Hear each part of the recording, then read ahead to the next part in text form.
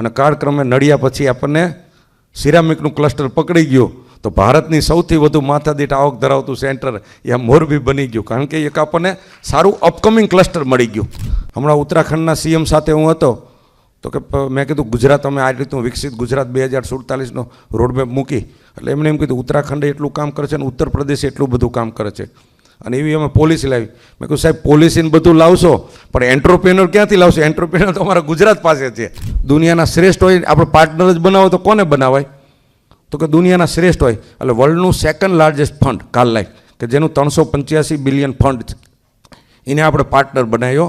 અને સિંગલ સ્ટોકે કેટલા ઇન્વેસ્ટ કર્યા? 100 મિલિયન, એટલે કે 780 કરોડ રૂપિયા આપણામાં રોક્યા. હું મનીને નાની બાબત ગણું છું. આપણે ત્યાં બહુ હટ્ટોકટ્ટો માણસ હોય, આમ કોઈ કાંઈ ઓલું ન હોય, પણ આપણે કહે ને અક્કલ મોટા બહુ લોટકા હોય. આ બધા મહાપુરુષોના જીવન ચરિત્ર વાંચવાનું માનનીય વડાપ્રધાન નરેન્દ્રભાઈ મોદી સાહેબ એ સમયે તત્કાલીન મુખ્યમંત્રી હતા. આજના જે વિશ્વ નેતા નરેન્દ્રભાઈ મોદી સાહેબે એક વાંચે ગુજરાત કાર્યક્રમ લોન્ચ કર્યો હતો, અને કાર્યક્રમમાં મોદી સાહેબે બધા યુવાનોને ખાસ અપીલ કરી હતી કે મોદી સાહેબ શું કામ નરેન્દ્રભાઈ મોદી સાહેબ બન્યા છે? તો કે મારા ત્યાં એક લાઇબ્રેરી હતી વડનગરમાં, હું બીજા બધા કરતાં જે જુદો પડ્યો ને એનું એક કારણ કે મને લાઇબ્રેરી એક્સેસ થઈ, અને એમાં ગ્રેટ લીડરોની બાયોગ્રાફી વાંચવાનું મને સૌભાગ્ય પ્રાપ્ત થયું. એટલે હું ખાસ બધા યુવા મિત્રોને કહું છું કે તમારે જીવનમાં ગ્રેટ લીડરોની બાયોગ્રાફી વાંચવી જોઈએ. અને સાહેબની વાતથી મને પ્રેરણા મળી, અને પછી મેં કેટલાય બધા ગ્રેટ લીડરોની બાયોગ્રાફી વાંચીને સાહેબે ત્યારે એક લોજિક આપ્યું હતું કે શું કામ ગ્રેટ લીડરોની બાયોગ્રાફી વાંચવી જોઈએ. તો એના 60 વર્ષ 70 વર્ષનો નિચોડ આપણને ખાલી 40-50 મિનિટમાં મળી જતો હોય, બરાબર ને? અને એ પછી મેં ધીરુભાઈ અંબાણી હોય, વોરેન બફેટ હોય, બિલ ગેટ્સ હોય, સ્ટીવ જોબ્સ હોય, અનેક ગ્રેટ લીડરોની બાયોગ્રાફી વાંચી. ભગવાન બુદ્ધ હોય, ભગવાન સ્વામિનારાયણ હોય, અને આ બધા રહ્યા ને એ કોઈના કોઈ સમયે આપણા જેવા જોઈએ. ઈશ્વરે બધાને સરખું જ બાબત આપી હોય, પણ એમને કોઈ એવા ગુરુ મળી ગયા અને કોઈ વાત એમને ક્લિક થઈ ગઈ, એટલે એમની કોન્શિયસ વધી ગઈ.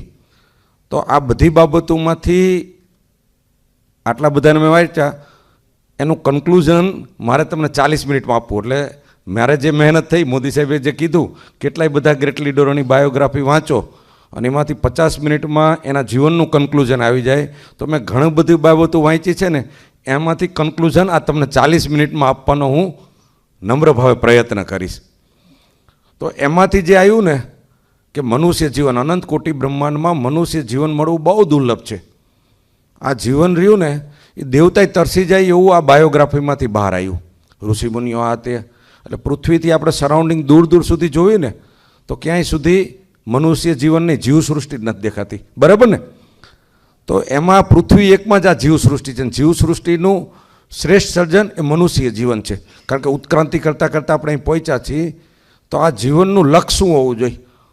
તો સુખ, શાંતિ, આનંદ સહજ અને સ્વયંભૂ હોય છે. તો આજે હું 3 કોન્શિયસ ઉપર વાત કરવાનો છું. વેલ્થ કોન્શિયસ એ મેઇન સબ્જેક્ટ છે, પણ 2 કોન્શિયસ, હેલ્થ કોન્શિયસ અને હેપીનેસ કોન્શિયસ. આ જેટલા ગ્રેટ લીડરો થયા છે ને એને એક બાબત બહુ સારી રીતે કરી કે સૌથી પહેલું શું થવું પડે? Health conscious. એટલે પહેલું સુખ તે જાતે નર્યા. આ દુનિયાનું આપણું હાર્ડવેરથી મોટું કોઈ વસ્તુ જ નથી. ગોડની મોટામાં મોટી ગિફ્ટ હોય તો આપણું બોડી છે. અને આ ઋષિમુનિઓ બોડીને એ રીતે ટ્રન કરતા હતા કે ઘણા વર્ષો સુધી એ બોડીને જીવી શકે. ને એનું શ્રેષ્ઠ ઉદાહરણ આપણા વડાપ્રધાન નરેન્દ્રભાઈ મોદી સાહેબ, બરાબર ને?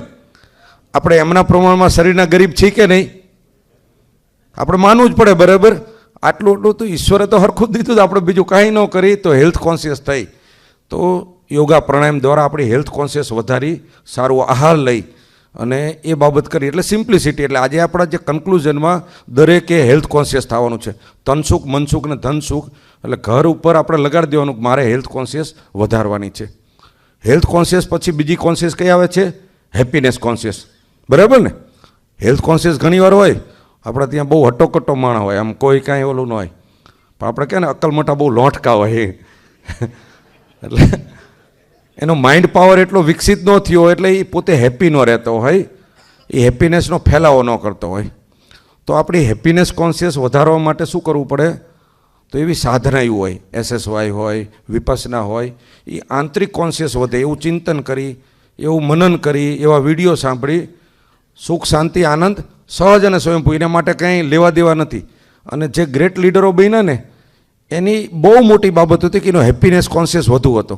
એ ગમે એ સ્થિતિમાં ખુશ હોય, અસાધારણ ખુશ હોય. ગમે એ ઘટના ઘટી જાય ને તો એને એ સ્પર્શ નહીં, એવું કેટલું મોટું ઉથલાપાથલ થઈ ગયું પણ તો એ અસાધારણ શાંત હોય. એટલે હેપીનેસ કોન્શિયસ આપણે ડેવલપ કરવાની.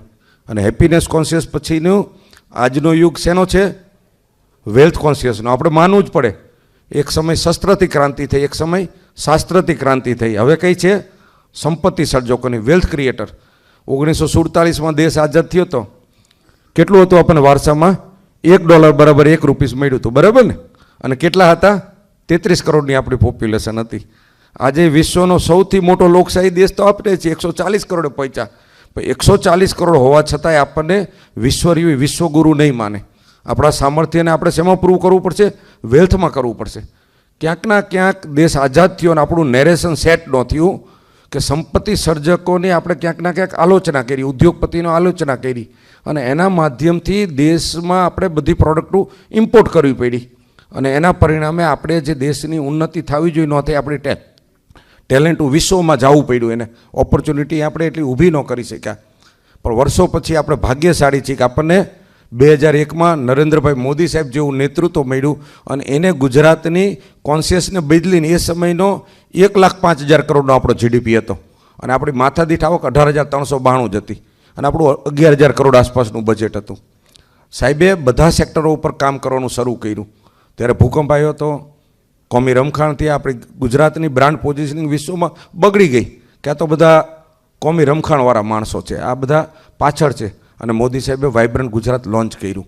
અને એક પછી એક એવા અદ્ભુત બ્રાન્ડિંગ કરવાના કામ કર્યા અને વિશ્વ સાથેના જોડાણ કર્યા.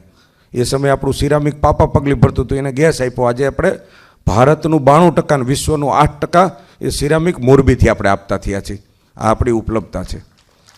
આપણો કપાસ રૂ બનીને બહાર જતો, સ્પિનિંગના માધ્યમથી આપણો જીડીપી વધ્યો.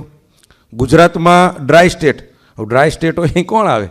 આપણા લોકોને ક્યાંક મન થાય તો બહાર જતા હોય તો બહારથી જ માણસ ક્યારે આવે? તો એ વિપરીત પરિસ્થિતિમાં મોદી સાહેબે ગુજરાતનું બ્રાન્ડિંગ કરાવ્યું હતું અને ટુરિસ્ટના માધ્યમથી જીડીપી વધ્યો. ગુજરાતમાં ઓટોમોબાઈલ્સ ઇન્ડસ્ટ્રીઝ કલ્પના ન થઈ શકે.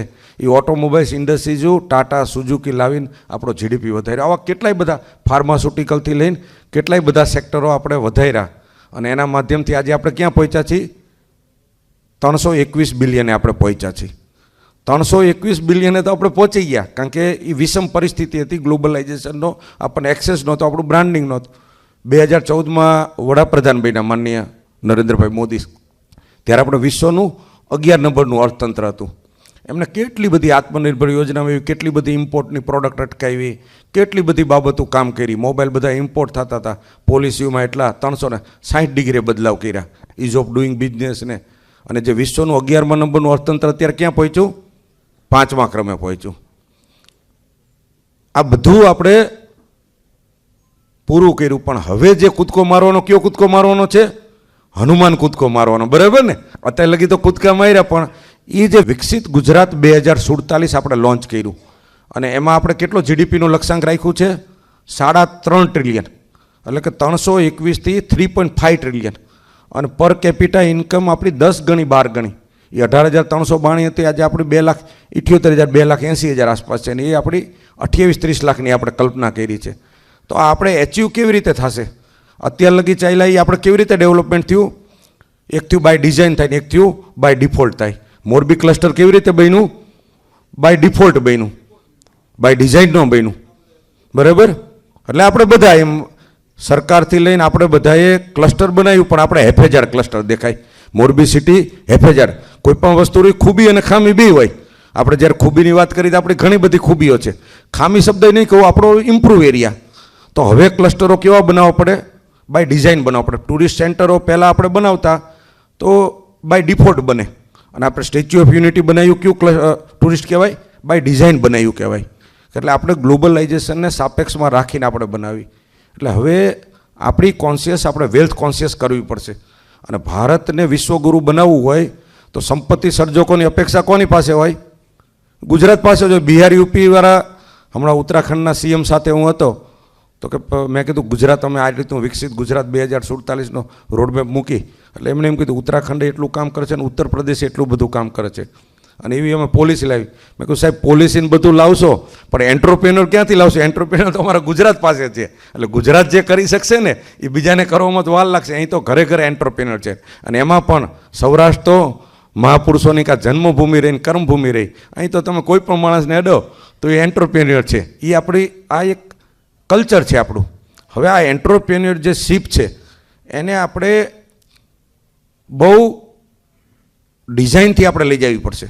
આપણે મોરબી હોય તો નિલેશભાઈ આપણે નડિયાનું ક્લસ્ટર આપણને પકડાણું 20 વર્ષ મહેનત કરી બરાબર ને તો કોઈ એવા બે પાંદડે નહોતી માન ઘરનું હાલે. આપણા બાપ દાદા હોય ને 4 વાગે ઉઠી જાય 4 મહિના ખરું કરે ફૂલ મહેનત કરે પણ આઉટપુટ તો મને બાજરો જ આવતો હતો. તો કેપિટાલિસ્ટ જ્યાં સુધી નહીં થઈ ત્યાં લગી આપણી ઉન્નતિ નહીં થાય. અને કાળક્રમે નડિયા પછી આપણને સિરામિકનું ક્લસ્ટર પકડી ગયું તો ભારતની સૌથી વધુ માથાદીઠ આવક ધરાવતું સેન્ટર એ મોરબી બની ગયું. કારણ કે એક આપણને સારું અપકમિંગ ક્લસ્ટર મળી ગયું. ઓલું ડાયટ ક્લસ્ટર હતું નડિયા જે હતું એ તો ધીમે ધીમે ઘસાઈ જવાનું હતું. તો અપકમિંગ ક્લસ્ટર 2047નો જે આપણો પ્લાન છે એ અપકમિંગ ક્લસ્ટરો આપણે કબજે કરવા પડશે. સિરામિક આપણે કબજે કર્યું તો કોઈ પણ હોય તો એના તજજ્ઞો બોલાવીને અમે અહીં પહોંચ્યા છીએ પણ હજી અમારે બેસ્ટ કરવા માટે શું કરવું પડે? તો હજી આપણું સિરામિક ક્લસ્ટર હોય તો શું કહેવાય? કોમોડિટી ક્લસ્ટર છે. આને આપણે ફેશન ઇન્ડસ્ટ્રીઝમાં કન્વર્ટ કરવું પડે, બ્રાન્ડમાં કન્વર્ટ કરવું પડે. ભારતની 92% અને વિશ્વની 8% બનાવી પણ વિશ્વની 1 થી 30 બ્રાન્ડમાં આપણી બ્રાન્ડ નથી. અને બ્રાન્ડ નહીં હોય તો આજ નહીં તો કાલ આપણે ઘસાઈ જશું. આજે આપણે જાપાન હોય તો 1947માં જાપાન ભાંગી ગયું. જાપાન કોઈ દી બેઠું ન થાય એવું કહેતા હતા પણ એમને કંપનીઓ બનાવી સોની, પેનાસોનિક, હિટાચી, ટોયોટા અને આ બધી કંપનીઓના માધ્યમથી વિશ્વ આખામાં જાપાન ફેલાઈ ગયું. એ પછી સાઉથ કોરિયા ગુજરાત કરતાં વિસ્તાર અને વસ્તીની દ્રષ્ટિએ નાનું એને પણ વેલ્થ ક્રિએશન ઉપર ફોકસ કર્યું. અને સેમસંગ, એલજી, હોન્ડાઈ આ બધી કંપનીઓનું બ્રાન્ડના માધ્યમથી સાઉથ કોરિયા આજે ગુજરાત કરતાં નાનું હોવાના છતાં આજે 1.8 ટ્રિલિયન જીડીપી પહોંચ્યો. શું કામ? તો ક્યાં બ્રાન્ડ કોન્શિયસ થયા. એનાથી પછી ચાઇના વર્ષો સુધી આપણે જેમ મેન્યુફેક્ચરિંગમાં ધ્યાન આપ્યું પણ છેલ્લે એને 5-7 વર્ષમાં ધ્યાન આવ્યું કે બ્રાન્ડ કોન્શિયસ થવું પડશે, વેલ્થ કોન્શિયસ થવું પડશે. વિવો, ઓપ્પો, એમઆઈ આ બધું હું શું કામ કહું છું? તો આ બધું આપણા તજજ્ઞોએ આપણે બધાએ બેસીને આનું ચિંતન કરવું પડશે. વિકસિત ગુજરાત 2047નો જે રોડમેપ છે એ 140 પાનાનો રોડમેપ છે. આ રોડમેપ અધિકારીઓ બનાવ્યું ઉપર બનાવ્યું નહીં, આ ભેગું થઈને કો ક્રિએશન કરશું તો જ આ એચીવ થશે. ગવર્મેન્ટ અને આપણે જુદા નથી, આપણે ભેગા થઈને કામ કરશું તો આ એચીવ થશે. આજે ઇલેક્ટ્રોનિક્સમાં આપણે બ્રાન્ડ ન બન્યા શું થયું? આપણી વિડીયોકોન, ઓનિડા આટલા કેટલા ખર્ચ કરતી હતી, થાકી ગઈ. આપણી ટોપાઝ બ્લેડ તો ટોપાઝની એડવર્ટાઇઝ એક સમય આવતી હતી પણ ગ્લોબલાઇઝેશન ન થયા, બંધ થઈ ગઈ. તો ગ્લોબલાઇઝેશન માટે આપણે ચિંતકોએ ભેગા થઈને કામ કરવું પડશે. એક સમય હોય કે આપણે શ્રમજીવી તરીકે આગળ આવી, પછી આપણે બુદ્ધિજીવી તરીકે આગળ આવી, પણ હવે આપણે ક્રિએટર તરીકે આવવું પડે. અને ક્રિએટર શું કરે? બુદ્ધિજીવીને સ્પેસ આપે, શ્રમજીવીને સ્પેસ. ધીરુભાઈ અંબાણી હોય તો એ ટેકનિકલ ન જાય. આપણા ત્યાં શું હોય? આપણે કોઈ પણ બેકગ્રાઉન્ડમાંથી આવતા હોય ને તો એનો નશો આપણામાં બહુ લાંબા સમય સુધી ન જાય. ટેકનિકલ બાબતે આવતા હોય તો કે ભાઈ મારું ક્વોલિટી એટલે 0-0 હું આ કરું, એનું એક ગૌરવ હોય, સારી બાબત છે. પણ જ્યારે તમે ચેરમેન બની ગયા છો, બોર્ડમાં બેસતા થઈ ગયા છો ત્યારે આપણો ક્યારે કેપીએ શું હોવો જોઈએ? બોર્ડનો ક્યારે કેપીએ વેલ્થ ક્રિએશન હોવો જોઈએ. આપણે કેટલી કલાક કામ કરી મહત્ત્વનું નથી, કેટલી સંપત્તિનું સર્જન થાય મહત્ત્વનું, કેટલું ખાધું મહત્ત્વનું નથી, એનાથી વિશેષ કેટલું પાચન થયું મહત્ત્વનું છે. એમ આપણી મહેનતના અંતે સંપત્તિ કેટલી સર્જન થાય છે. અને જો સંપત્તિ સર્જન થાય, વેલ્થ ક્રિએશન થાય તો આપણે સાચા રસ્તે, અને વેલ્થ ક્રિએશન ન થાય તો આપણે ખોટા રસ્તે. પહેલાં તો ફોકસ ક્લિયર થવું પડે કે વેલ્થ ક્રિએશન કરવું છે. હવે મારા અનુભવના અંતે આવ્યું, હું સામાન્ય માણસને મળ્યો અને બહુ મોટા વેલ્થ ક્રિએટરને મળ્યો. તો જે બહુ મોટા વેલ્થ ક્રિએટર હતા ને એને કાંઈ આવડતું જ નહોતું. આજે માનો કે બહુ મોટી હોસ્પિટલ કરવી ને તો ડૉક્ટર હોવું જરૂરી નથી. એક એન્ટરપ્રિન્યોરિયો ડૉક્ટરને કામે રાખે, એડમિનિસ્ટ્રેશનને કામે રાખે અને ઇકોસિસ્ટમ બનાવે એટલે મોટી હોસ્પિટલ થઈ જાય. અમદાવાદમાં એવા કેટલાય બધા લોકો છે કે જે કેપિટાલિસ્ટ બન્યા તો એ પૈસા કમાતા થઈ ગયા. તો આપણે એક પ્રોડક્ટ સિલેક્ટ એવી કરવાની જે પ્રોડક્ટ ગ્લોબલાઇઝેશન હોય. અને એનું મેનેજમેન્ટનું જે બોર્ડ બને એમાં ગ્લોબલ મેનેજમેન્ટના માણસો લે, એક મેન્ટર તરીકે ગ્લોબલ માણસો લઈ અને બોર્ડમાં પણ જુદા જુદા સેક્ટરના માણસો લે. એક ટીમ બનાવી હોય તો ખાલી ફાસ્ટરથી ટીમ ન બને, ખાલી સ્પિનરથી ન બને, એને ઇન્ક્લુઝન બધા રાખવા પડે. તો આપણા મેન્ટર હોય એની સાથે આપણે કો ક્રિએશન કરી, એટલે આપણા એન્ટરપ્રેન્યોર તરીકે આપણે એક લર્નિંગ કલ્ચર ઊભું કરવું પડે. લર્નિંગ કલ્ચર એટલે શું? તો કે જેને સંપત્તિનું સર્જન કર્યું છે, દાખલા તરીકે આપણું રાજકોટ પાઇપમાં તો આગળ જ કહેવાય ને મનસુખભાઈ, તો પાઇપમાં આપણે એટલા વર્ષોથી રાજકોટમાં હતા, આપણા પછી પણ અમદાવાદમાં આવ્યા અને એસ્ટ્રલ પાઇપે આજે 70,000 કરોડની નેટવર્થ બનાવી નાખી. તો પાઇપ તો કોમોડિટી પ્રોડક્ટ હતી, તો એ પ્રોડક્ટમાં પણ એને નેટવર્થ કરી. તો સંદીપભાઈ અત્યારે ગુજરાત ચેમ્બરના સિનિયર વાઇસ પ્રેસિડન્ટ છે. તો સંદીપભાઈ સાથે આપણા યુવાનો વન ડે વિથ સંદીપભાઈ કરે, વન ડે વિથ ગૌતમભાઈ અદાણી કરે. આ બધા સાથે બેસી તો આપણી કોન્શિયસમાં બહુ મોટા પાયે વધારો થાય. ફેક્ટરીમાં આપણે જાશું, એ તો જે આપણને આવડે એ આવડે જ છે. મને ઘણા બધા મિત્રો કે પ્રકાશભાઈ સાયકલથી હવે બાઇકે પહોંચ્યા છીએ અને ક્યાંક ઉપર જતા રહ્યું એ આઈ ન જાય. પણ મેં કીધું આપણે જાતે સાયકલથી બાઇક શીખી ગયા છીએ, હવે બાઇકથી આગળ આપણે છકડો શીખી ગયા, રિક્ષા શીખી, ગાડી શીખી, હવે પ્લેન શીખવા જઈ અને કોઈ કારણોસર એ ન આવે તો આ ગાડી આવડી તો કે ભૂલ ના, આ તો આપણે પોતે કરીને જ આવ્યા. આ તો આપણને ગમે ત્યારે જ્યારે કરવું હોય ત્યારે જ આવડે છે. આજે હું કોઈ બાબત શીખીને આવ્યો છું, નટબોલ્ટ હોય કે સિરામિક હોય કે કોઈ બાબત, જ્યારે તમે નવું શીખો છો તો જૂનું તો આપણું સેફ જ છે. એટલે આપણે જે છીએ એ તો નવું શીખવા જઈએ, એનો ફાયદો એ છે કે વકરો એટલો નફો.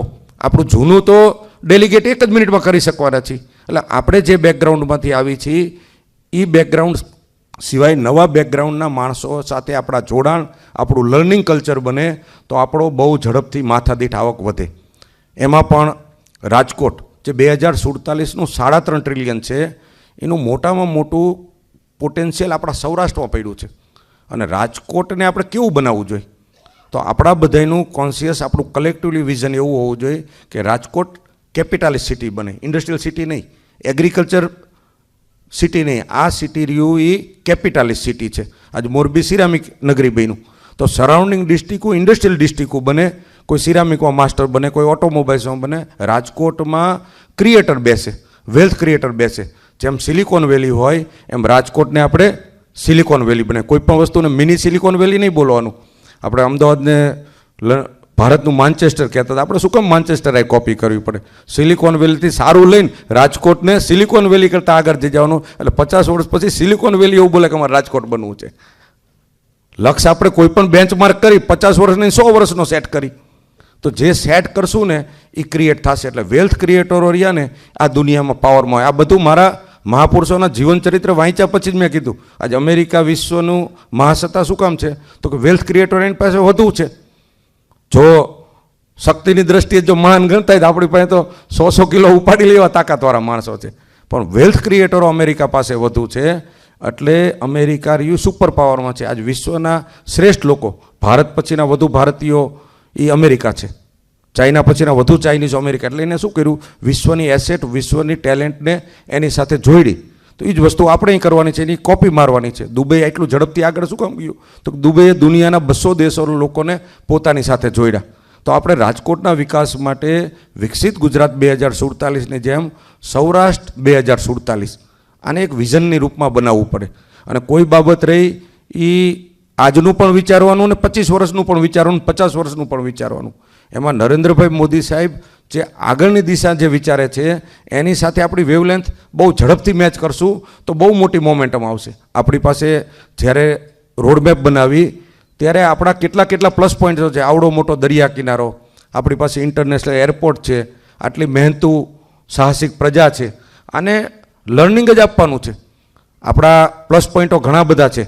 સાથે સાથે આપણે ઇમ્પ્રૂવ એરિયા, આપણે પરિવાર ડ્રીવન હોય છે. વરમોરા હોય, મેઘમણી હોય, આપણી બધી કંપનીઓ સ્વાભાવિક છે કે પરિવાર ડ્રીવન હોય. પરિવાર ડ્રીવન કંપનીને જો આપણે બોર્ડ ડ્રીવન કંપની ન બની તો 100 કરોડ, 200 કરોડ, 500 કરોડ, 1000 કરોડ ક્યાંકના ક્યાંક આપણે અટકી જતા હોય. ઇવન રિલાયન્સ પણ પરિવાર ડ્રીવન કંપની હતી. બોર્ડ ઇન્સ્ટિટ્યુશન જો એ સમય કર્યું હોત તો 2 ડિવિઝન ન થયું તો આજે રિલાયન્સ એ વૈશ્વિક કંપનીમાં હોત. તો એ આપણે એવું સ્ટ્રક્ચર ગોઠવવું પડે કે આપણું ફેમિલી અને બોર્ડ બે જુદું થઈ જાય. ફેમિલી ડ્રાઈવ એક ગાઈડન્સ આપે, ટીમમાં બધા પ્રકારના માણસો જોઈ. અને એમાં અમે વરમોરામાં હાલમાં અમેરિકન કંપની કાર્લાઇન છે. હવે આપણે ભાગીદાર જ ગોતવો તો પછી હવે ખુલ્લા મને શોધવો તો કયો શોધવો જોઈએ? દુનિયાના શ્રેષ્ઠ હોય આપણે પાર્ટનર જ બનાવો તો કોને બનાવાય? તો કે દુનિયાના શ્રેષ્ઠ હોય. એટલે વર્લ્ડનું સેકન્ડ લાર્જેસ્ટ ફંડ કાર્લાઇન, કે જેનું 385 બિલિયન ફંડ છે, એને આપણે પાર્ટનર બનાવ્યો. અને સિંગલ સ્ટોકે કેટલા ઇન્વેસ્ટ કર્યા? 100 મિલિયન, એટલે કે 780 કરોડ રૂપિયા આપણામાં રોક્યા. હું મનીને નાની બાબત ગણું છું. મની કરતાં જે આપણી કોન્શિયસ બિલ્ડ કરે છે, હું આ શું કામ કહું છું કે આપણે જોઈન્ટ વેન્ચરોમાં આપણે જવું પડશે. આપણી મહેનત, આપણી બુદ્ધિ, આપણી ભાવનાથી આપણે જ્યાં આવવાનું ત્યાં આવી ગયા.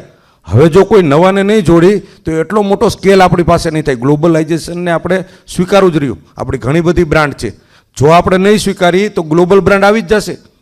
આ ગ્લોબલાઇઝેશનમાં કંઈ આપણી કોઈ મોનોપોલી નથી. તમે લીડર ન બન્યા તો કોઈ બીજો માણસ લીડર બની જ જશે. એટલે વેલ્થ ક્રિએશનને આપણે અંદર લગી લઈ જવું પડશે. અને એ જ્યારે આપણું ક્રિએશન થઈ ગયું ત્યારે મોમેન્ટમ બહુ મોટી આવે. અને દુનિયાના દરેક ગ્રેટ લીડરો, ધીરુભાઈ અંબાણી હોય ને, એ કોઈ પણ સમયે મેં જેટલી MNC જોઈ ને મલ્ટીનેશનલ કંપની, આ એકવાર તો બધી MSME જ હતી, SME જ હતી. એટલે કોઈ પણ મોટું સમ્રાટ તો એકવાર તો નાનું બાળક જ હોય. એને તમે કેવી રીતે લો છો? અને દરેક ઇન્સ્ટિટ્યુશનલ ગ્લોબલ થવાની સંભાવના ધરાવે છે. એટલે ગ્રુપ હોય તો ગ્રુપ કેટલું બધું ટાટા રહ્યું, પરિવાર ડ્રીવન હતું, છતાં કેવડું મોટું ગ્રુપ બન્યું. ગોદરેજ હોય. પારસી સમાજથી આપણે સૌએ શીખવા જેવું છે કે પારસી સમાજ વિદેશથી આપણા ત્યાં આવ્યો અને છતાં આપણા રાષ્ટ્રની ઉન્નતિ માટે ટાટાથી, ગોદરેજથી લઈને અનેક કંપનીઓ પારસીઓ બનાવી. તો પારસી પછી આપણે ગુજરાતી તો મહેનતું છીએ, શક્તિવાળા છીએ. તો ગ્લોબલાઇઝેશનમાં વિશ્વના વિકાસ માટે આપણા બધાનું મોટું યોગદાન હોવું જોઈએ. એટલે એક પછી એક બધા સેક્ટરો આપણે કબજે કરવાના છે. આપણે અહીંથી આપણે એવું ન વિચારી શકીએ નિલેશભાઈ કે 10 વર્ષમાં ઓટોમોબાઈલ્સ હોય, ઇન્ડસ્ટ્રીઝ, હું બધી ઇન્ડસ્ટ્રીઝ જોવા જાઉં એટલે ટોટાલિટીમાં શું હોય? સુઝુકી આવે શું કરે? સુઝુકી કાંઈ ન કરે, આપણે પાર્ટ્સ બનાવી એસેમ્બલ કરીને વેચે, સિક્કો મારે ને રૂપિયા કમાય. આ બહુ ફેક્ટ વસ્તુ છે. તો આપણે શું થઈશું? મજૂર થઈશું, મેનેજર થઈશું, આપણે અહીંયા જોબ કરશું.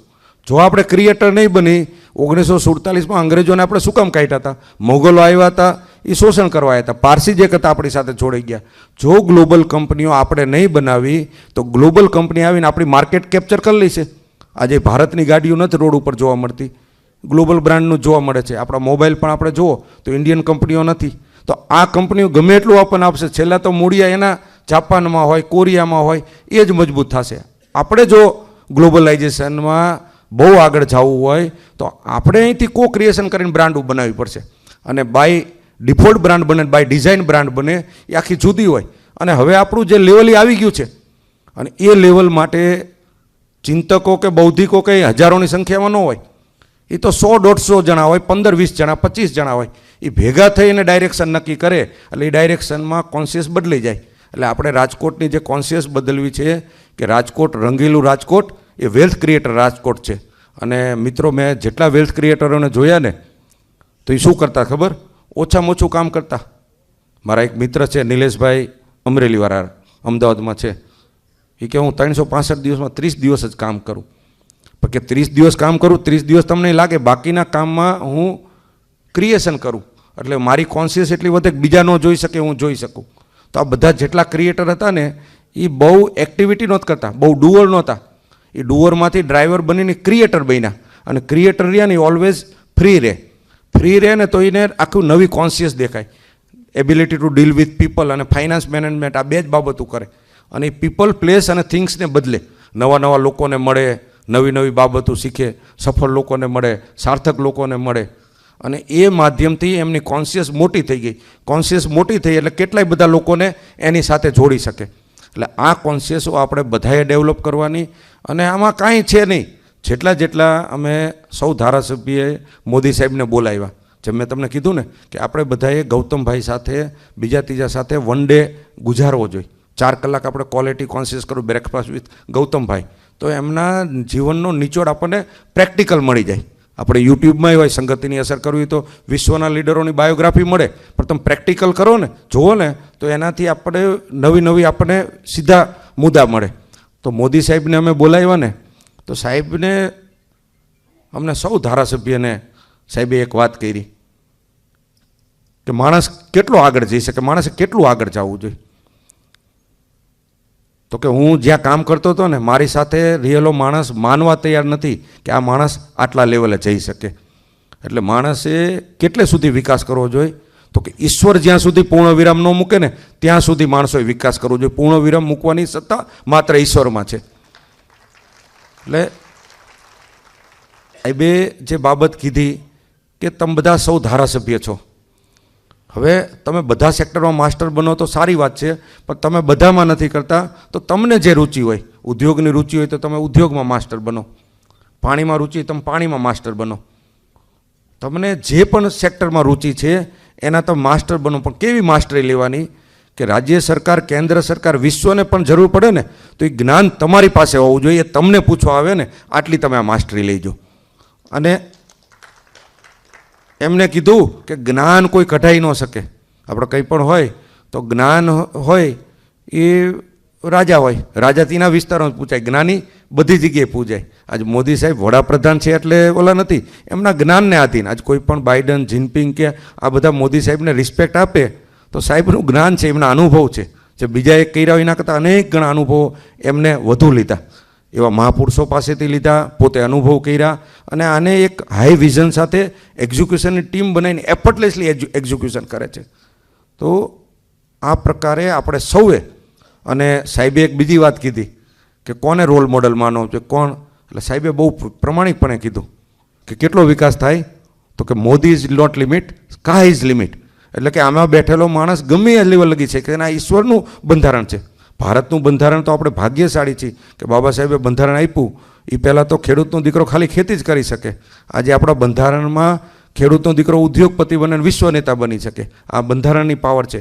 પણ આનાથી મોટું બંધારણ ઈશ્વરનું બંધારણ, કે ઈશ્વરે તો દરેક મનુષ્યને બ્રહ્મસિંહ, મહર્ષિ, દેવર્ષિ સુધી જવાની શક્તિ આપી છે. તો આપણે તો એના પ્રમાણમાં વેલ્થ ક્રિએટર બનવાનું બહુ નાની બાબત છે. મસ્તી મજા કરતાં કરતાં સંપત્તિનું સર્જન કરવાનું. એટલે હેલ્થ, હેપીનેસ અને વેલ્થ ક્રિએશન ઉપર કામ કરવાનું. અમારા અનુભવના અંતે કહું છું કે જે ઓછી મહેનત સાથે, વધુ મસ્તી સાથે જે કામ કરે છે ને એ જ એક્સપોન્શિયલ ગ્રોથ કરે છે. એટલે આપણે લેસ એફર્ટ, મોર ફન અને એક્સપોનેન્સ ગ્રોથ. બિઝનેસ, વેલ્થ ક્રિએશન એ રિસ્ક છે જ નહીં. આપણે એકલા કામ કરીને તો જોખમ છે, પણ સમૂહમાં કામ કરીને તો જોખમ નથી. અને એમાં પણ વેલ્થ ક્રિએટર બનવું એટલે કોઈ બે જગ્યાએ જઈને મોટિવેશનલી વાત સાંભળી અને સીધા મેદાનમાં ઉતરી જાય તો આપણે ડેફિનેટ તલવાર લઈને ઉતરી જાય મેદાનમાં, ડેફિનેટ મરી જવાના. કમ્પાઉન્ડર ઇન્જેક્શન મારે ને ડૉક્ટર મારે, બેમાં ફરક. કમ્પાઉન્ડર મારે અઠે ગઠે, ડૉક્ટર રહ્યા ને એની નિષ્ણાંત, એને ખબર કે આનું રિએક્શન ક્યાં આવે ને ક્યાં નહીં. એટલે આપણે વેલ્થ ક્રિએશનમાં એવા મેન્ટરની સાપેક્ષમાં આપણે કામ કરવાનું. નહીં તો ઉત્સાહમાં આવીને આપણે કામ કરી લઈ તો રિએક્શન આવે તો આપણે કંટ્રોલ નહીં કરી શકીએ. ઘણા બધા બિઝનેસમેનો સાહસિક હોવા છતાં બિચારા મેન્ટરના અભાવે એ પતી જતા હોય. અને જ્યારે મેન્ટર રાખી, ડૉક્ટર રાખી તો પાછા ડૉક્ટર કેવું કરવાનું, ડૉક્ટરને આપણે સલાહ દેવા માંડી. ઘણીવાર ઉત્સાહ એટલો હોય, એટલે હું એવું કહેતો હોય કે આપણામાં ઘણીવાર ઉત્સાહ એટલો બધો થઈ જાય કે ઉત્સાહ મુખ્યમંત્રી જો ને અક્કલ સરપંચ જેટલી હોય તો પછી મેં કીધું ભડાકો થઈ જાય. એટલે આપણે એને બેલેન્સ કરવાનું. એટલે ડૉક્ટરને સલાહ ન દેવાય, ડૉક્ટર પાસેથી સલાહ લેવાય. નહીં તો ઘણી બધી વાર એવું હોય આપણે જીવનમાં કંઈ કર્યું ને કર્યું એને સલાહ દેવા માંડી. તો હું એવું કહું કે ત્યારથી જઈને આપણે શીખવાનું છે. અને જ્યારે શીખવા જઈએ ત્યારે ગમે એ માણસ પાસે શીખી શકાય. અને શીખી જશું તો આપણું ઇન્ક્લુઝન વધશે. એટલે વેલ્થ ક્રિએશન માટેની કન્ટિન્યુ મૂવમેન્ટ ઉપાડવાની. ચાઇનાએ કેટલી બધી લિસ્ટેડ કંપનીઓ કરી, અને જેવી આપણી કંપની શેર હોલ્ડિંગમાં આપણે કન્વર્ટ કરી, આજે મેં જેટલા બધાને જોયા 70,000 કરોડ, લાખ કરોડે પહોંચ્યા ને એ ટેન્જિબલથી પહોંચ્યા જ નથી, શેરથી જ પહોંચ્યા છે. તો શેરનું ગણિત શીખા. આ છકડો હલાવવાને પ્લેનનો પાયલોટ રહ્યો ને, પ્લેન સહેલું છે, એને 100 દિવસની તાલીમ જ લીધી. વેલ્થ ક્રિએશન સહેલું છે, આપણે શીખા નથી ને ત્યાં લગી જે અઘરું છે. એટલે આપણે સૌએ વેલ્થ ક્રિએશનની દિશામાં જવાનું છે. વિકસિત ગુજરાત 2047નો જે રોડ મેપ છે, બિપિનભાઈ બધાને તમે મોકલી દીજો. અને કથિરિયા સાહેબ એક રહ્યું ને, એક થયું કે વન વે કોમ્બિનેશન, એક થયું 2 વે કોમ્બિનેશન, એક કો ક્રિએશન. ભેગા થઈને આપણે સૌરાષ્ટ્રમાં શું શું થઈ શકે, આપણે બે બાબત ઉપર કામ કરવાનું. એક આપણા ટ્રેડિશનલ સેક્ટરો બન્યા છે ને એને નંબર 1 બની. દાખલા તરીકે સિરામિક છે તો આપણું ક્લસ્ટર બની ગયું. હવે 8%માંથી વિશ્વનું 50% કેમ થાય? તો નવલખી હોય તો લેન્ડ ડેવલપર તરીકે આપણે ત્યાં બહુ લેન્ડ ટ્રેડર્સો બની. એટલે 20,000નો સટ્ટો કરીને 50,000ના ભાવ કરીને લાખ કરી.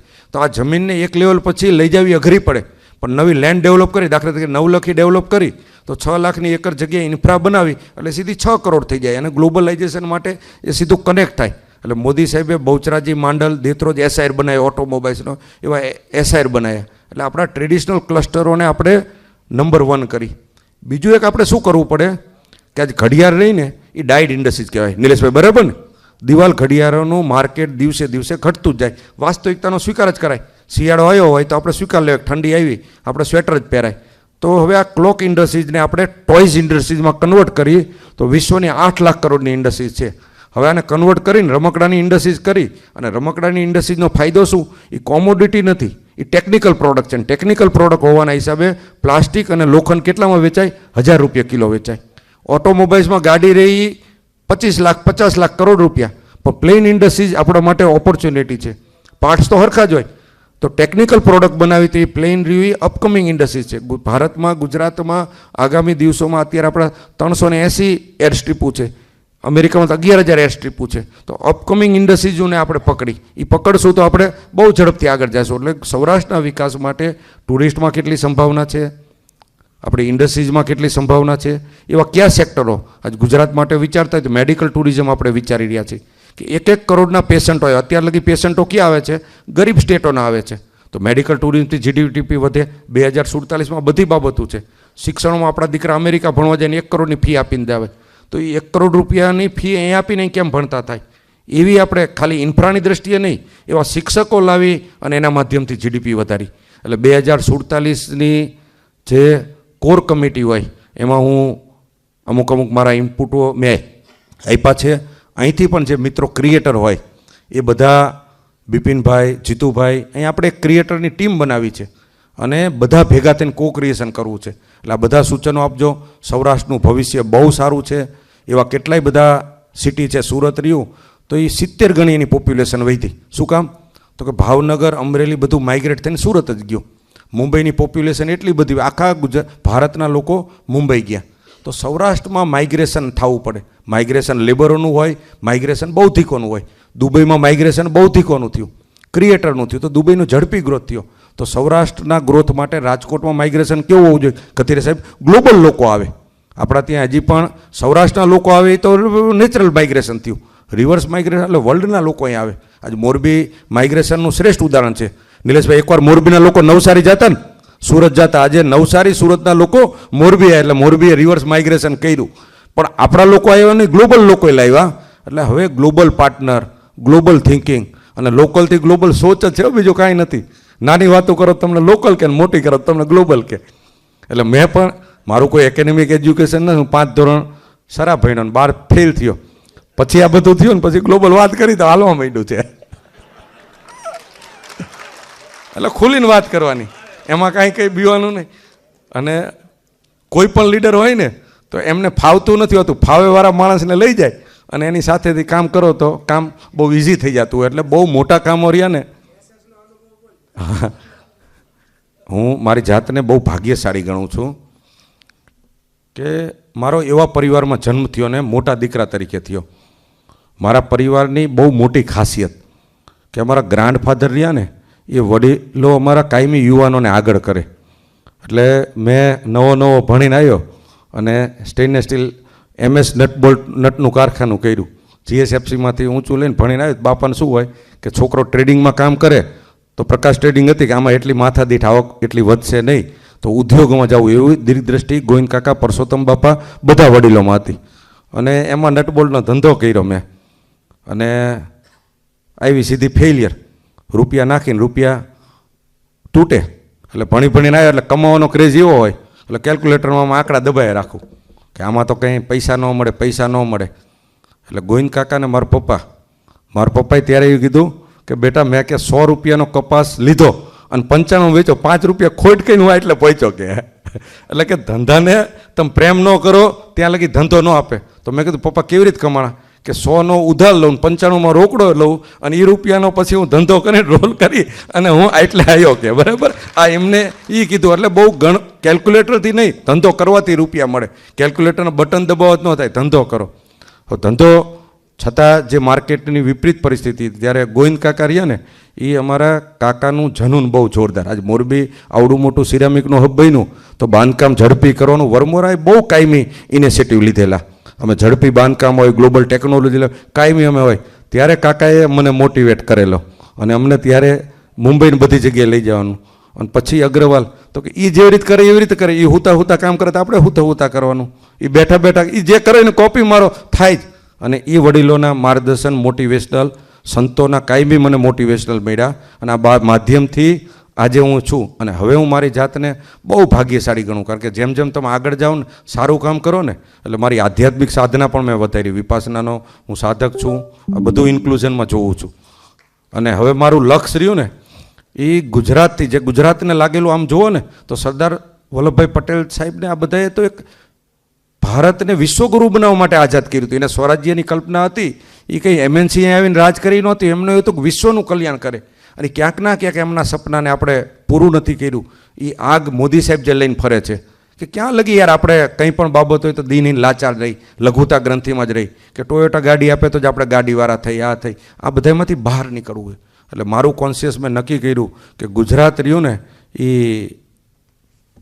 વેલ્થ ક્રિએશનમાં બહુ મોટા પાયે ઉભરીને આવે. મોદી સાહેબના સપનાને પૂરું કરવા માટે એક સેવકનો સેવક બની, ભૂપેન્દ્રભાઈ પટેલ સાહેબના સપનાને પૂરું કરવા માટે સેવકનો સેવક બની.